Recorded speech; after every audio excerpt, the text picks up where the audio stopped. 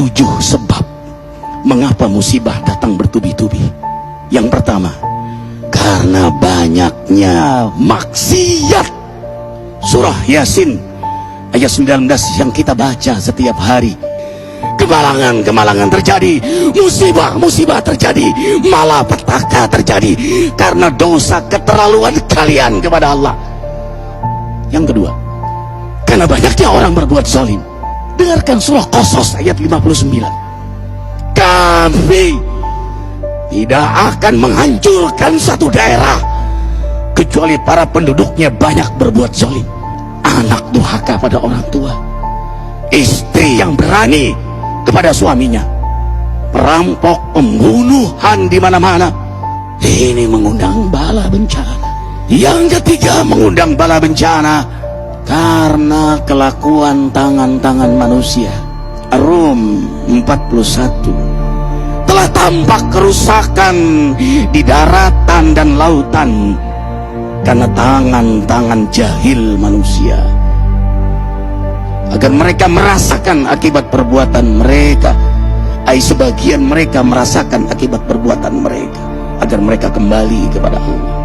Yang keempat, bencana terjadi karena para tokoh melakukan kemaksiatan dan kezaliman. Dengarkan dengan iman, wahai penduduk Indonesia yang mulia. Bila kami ingin menghancurkan suatu negeri, kami perintahkan para tokohnya untuk taat kepada Allah, tapi mereka maksiat, tapi mereka berbuat zalim, tapi mereka khianat kepadaku dan kepada makhlukku.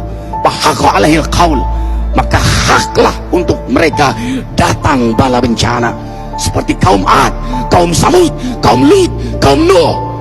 Kami hancurkan sehancur-hancurnya. Siapa tokoh itu? Para pemimpin kita yang sumpah Al-Quran di kepalanya, demi Allah tidak korupsi. Lalu korupsi. Siapa lagi? Hartawan, orang-orang kaya yang dengan harta berpoya-poya, sombong, maksiat dengan kekayaannya di tengah orang yang banyak menderita. Siapa lagi? Ulama yang menjual ayat-ayat Allah dengan murah. Subhanallah. Yang kelima, mengapa bala bencana terjadi? Karena orang-orang soleh, orang-orang baik diam melihat kemaksiatan dan kemungkaran.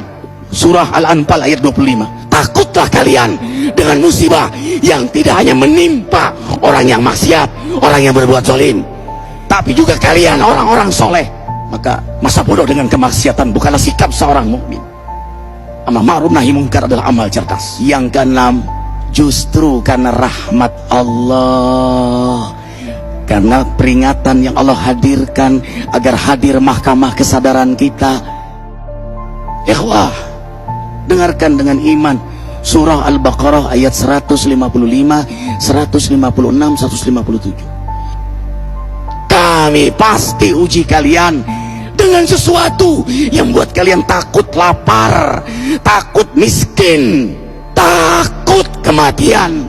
Tapi kabarkan berita gembira bagi hamba Allah yang sabar dari semua ujiannya, yang mereka berkata, sesungguhnya kami milik Allah dan sesungguhnya kami akan kembali kepada Allah.